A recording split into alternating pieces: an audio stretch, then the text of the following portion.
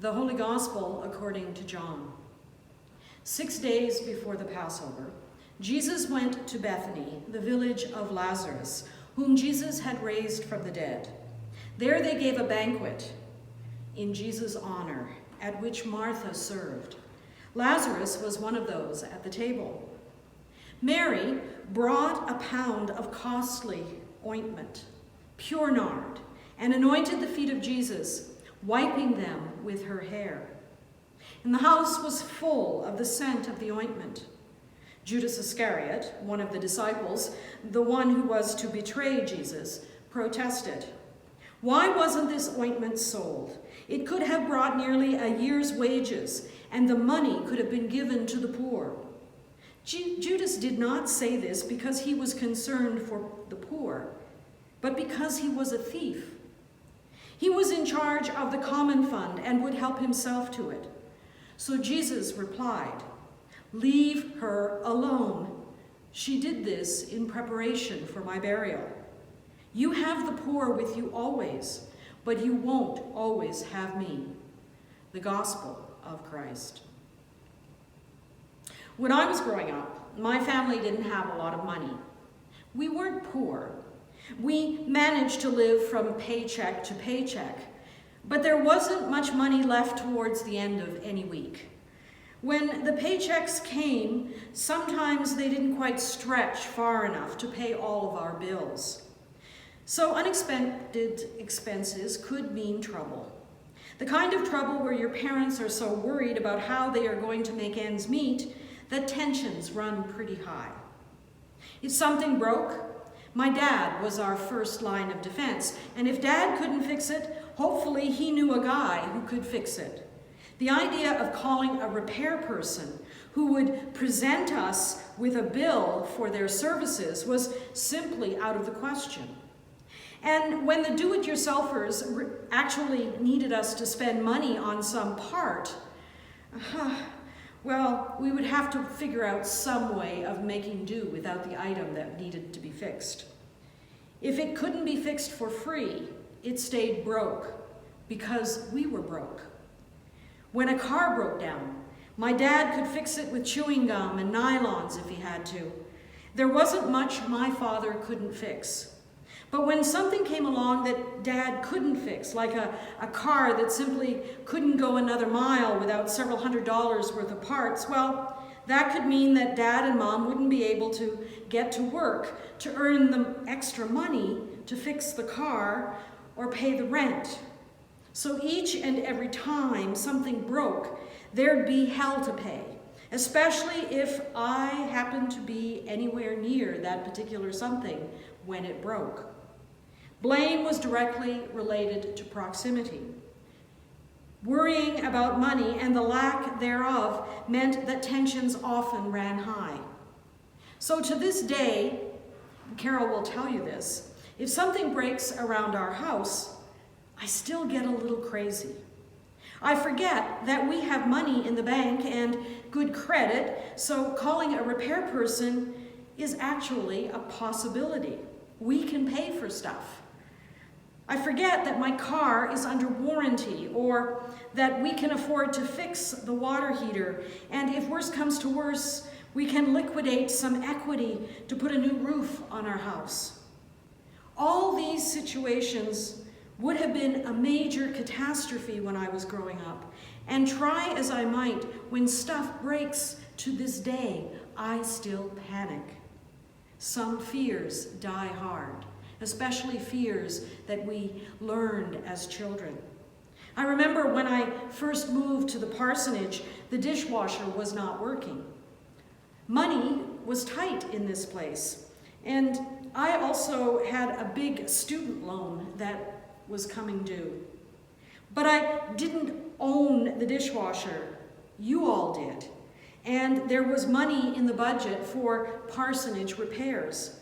But it took me 2 years to get up the courage to call a repair person.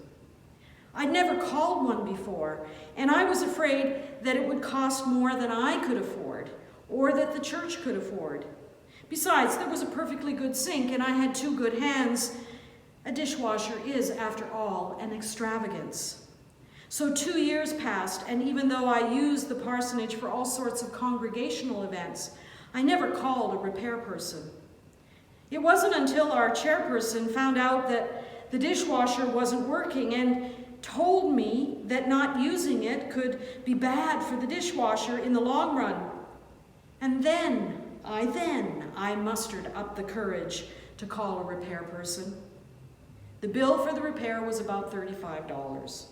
And I was so delighted that I paid it myself, not because I should. It wasn't my dishwasher, and it was actually the church's bill. But I paid it because I could. In the grand scheme of things, a dishwasher is indeed an extravagance, but it was oh so sweet to line those dirty dishes up and to push a few buttons and hey, presto, clean the dishes. What an extravagance. What a lovely extravagance. When I read the anonymous gospel storyteller that we call John's story about the anointing of Jesus, the word extravagance comes to mind. Extravagance in the face of danger and poverty.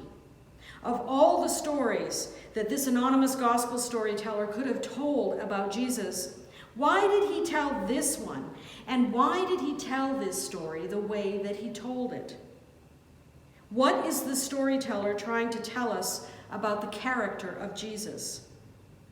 I've studied this passage for decades, and I'm still surprised at how full and lush, how extravagant the details are in this particular story. I'm also aware that most of those lush and oh so extravagant details are all too often lost on 21st century ears. We are not first century Jews, so the pungency of this particular extravagance can all too easily elude us. There are details that first century Jews would have been overcome by, details that we need to sniff out if we want to smell the pungent aroma of the spikenard that oozes, soothes, and anoints the feet of the one we claim to follow. This story has but a dozen sentences, but each and every sentence positively oozes with details, details that can open us to a kind of extravagance of our own. 6 days before Passover, Jesus went to Bethany, the village of Lazarus, who Jesus had raised from the dead. 6 days before the Passover, every first century Jew would have understood that 6 days before the Passover, the biggest festival of the year, the roads, the pathways, they would have been crowded with people heading to Jerusalem to celebrate this, the biggest festival of the year.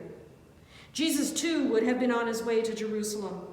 Jerusalem, each and every one of the anonymous gospel storytellers, listeners, would have known all too well what happened in Jerusalem.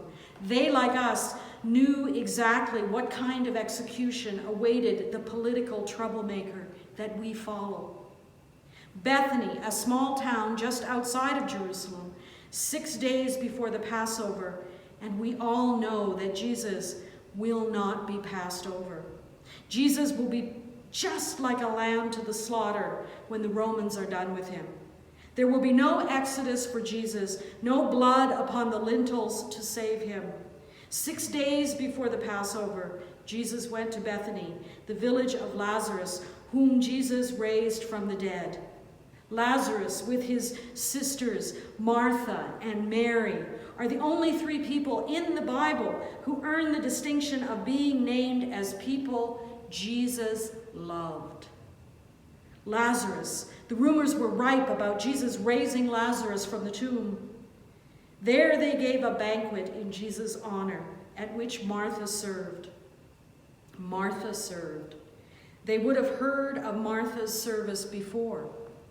But do not think of housework here. The Greek word diakonia is used here. At the end of the first century, the Greek word diakonia is a technical term used to refer to church leadership. Martha, at the end of the first century, would have been a name that the storyteller's listeners would have been familiar with, because Martha was a leader among the followers of the way. Martha presided at the Passover meal, the most important Jewish religious ritual of the first century. Mary brought a pound of costly ointment, pure nard, and anointed the feet of Jesus, wiping them with her hair. Mary, one of the three people named in the Bible as being loved by Jesus. Mary of Bethany, Jesus' beloved. The woman the gospel storytellers' listeners would have remembered because Jesus praised her for concerning herself with Jesus' teaching. Mary, a student, a disciple of Jesus, interrupts the most important Jewish ritual of the year with a pound of costly ointment, pure nard, spikenard, incredibly expensive, a whole year's worth of wages in the first century. Pungent, the smell would have been overpowering. All eyes are on Mary, a woman, her own hair down. First century listeners would have had something to say about a woman in the company of men with her hair down. She lets her hair down. No honorable woman would do such a thing. And with the pungent smell of expensive spikenard permeating the room, Mary proceeds to wipe Jesus' feet with her hair. His feet. She pours perfume on Jesus' feet. His feet. Now that would have set tongues to wagging in the first century. In the Hebrew scriptures, the word for a man's feet is often used as a euphemism for another part of a man's anatomy, which you simply wouldn't refer to in polite company, not in the first century. Those first century listeners would have been wondering, his feet? Does this storyteller mean Jesus' feet, or does he mean his feet? You know what I'm talking about. Feet. A woman who Jesus loves pours a year's worth of wages over Jesus' feet and then has the audacity to wipe the oil off with her hair. Wait just a minute. You mean to tell us that she anointed Jesus' feet with oil? His feet? In the middle of a religious ritual? His head, maybe. People do that for kings, but not the feet. Only the dead have their feet anointed with oil. What is the gospel storyteller trying to tell us about Jesus? The house was full of the scent of the ointment. Nard is not the only thing that smells here. Judas Iscariot, one of the disciples, the one who was to betray Jesus, protested.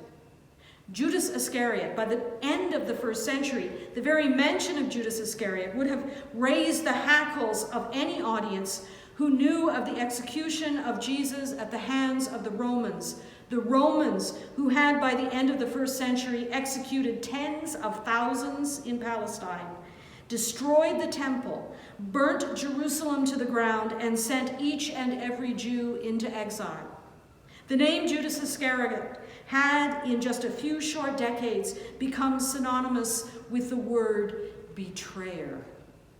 Whether or not Judas Iscariot ever existed, or was simply, as our friend Jack Spong teaches, simply a literary character designed to stand in for every betrayer who has ever betrayed, you can be sure that the gospel storyteller's audience would have perked up at the mere mention of the name Judas. Just imagine the audacity of this character, selling Jesus out for 30 pieces of silver, and here he is protesting the use of a costly ointment, as if he cares about the poor. Why wasn't this ointment sold? It could have brought nearly a year's wages and the money given to the poor. Even the gospel storyteller can't keep up with pretense when he adds, Judas didn't say this because he was concerned for the poor, but because he was a thief. He was in charge of the common fund and would help himself to it. All these centuries later, we can hear them sniggering. Judas worried about the poor? Indeed. Pull the other one. It is at this point that the anonymous gospel storyteller that we call John shows us just what kind of storyteller he or she was when she or he has Jesus say, "Leave her alone. She did this in preparation for my burial." We know that. We know that Jesus is about to die, and Mary is doing what needs to be done. The problem is not the ritual. The problem is the extravagance of the ritual. Leave her alone. She did this in preparation for my burial. Here's the rub, pardon the pun.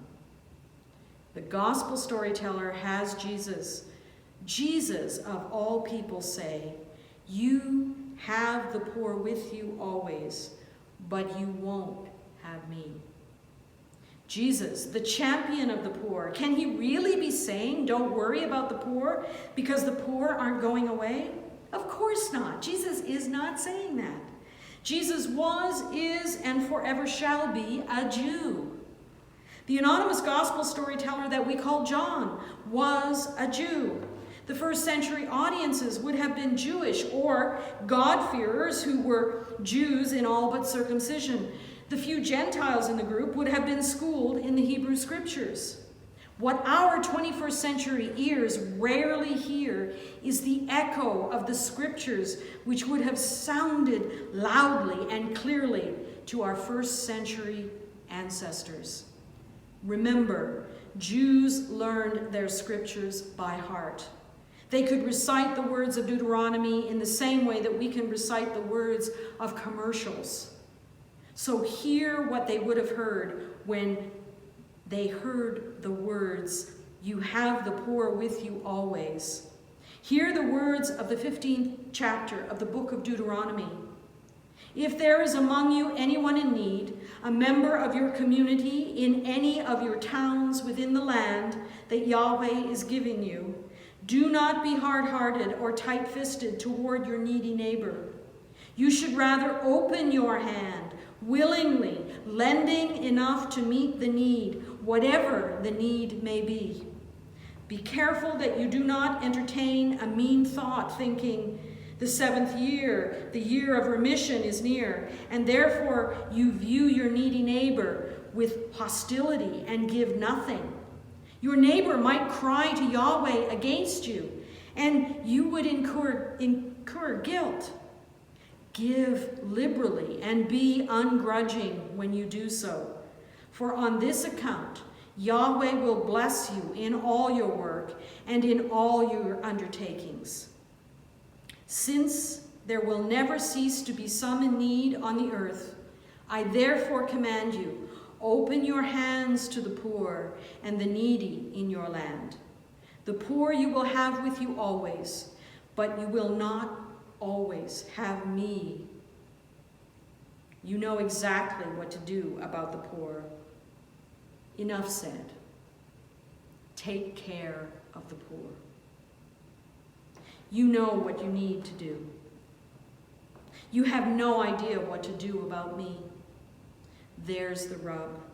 You know what you need to do about the poor, but you have no idea what you need to do about me. How do we deal with Jesus? What are we to do about Jesus? Poverty and extravagance, two realities. What are we who claim to follow Jesus to do about poverty and extravagance? Well, I can tell you what we're not supposed to do. We're not supposed to deal with the poor as if we don't have enough to help the poor. All too often we act as if we are poor ourselves, as if we can't afford to help. We are among the wealthiest people on the planet, and still we worry about whether or not we can afford to help the poor. We earn more than our ancestors could have ever dreamed of earning. We have more than our forebears ever had, and still we want to pay less taxes and spend less money for the common good.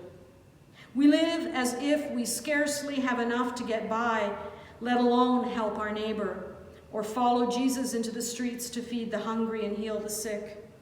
We have been trained to worry and to be conservative and to act like tomorrow it will be taken from us. It is not in us to be extravagant. And yet, just look at the extravagance of creation. Every single time I see a variety of flower, I can't help but think how infinite the varieties of flowers are. The sheer number of varieties and colors in creation is positively extravagant. We are surrounded by such beautiful, pungent, extravagant examples of the wealth of nature. And yes, we are called to be good stewards of all of our many blessings, but we are also called to breathe deeply and to feel the soothing, healing balm that our blessings are. Yes, the poor will always be with us, but we know what we're supposed to do about the poor. So let's take care of our poor. We have more than enough to take care of everyone's needs. We also have more than enough to breathe deeply of our blessings and to be extravagant. Extravagant with the poor and extravagant with all those who, like Jesus, won't always be with us. Extravagance doesn't always cost money. Sometimes extravagance is about our time. Sometimes extravagant is about our talents. Sometimes extravagance is about listening. Sometimes extravagance is about the pure joy of loving and being loved. So let's be extravagant for Christ's sake. Let's be extravagant because, as my dear old nanny used to say, you're a long time dead. The gospel storyteller reminds us that Jesus will not always be with us, and neither will you. Let it be said of us that we were extravagant with the poor, extravagant with one another, extravagant with all those we love, and extravagant with ourselves. Extravagant for Christ's sake. Amen.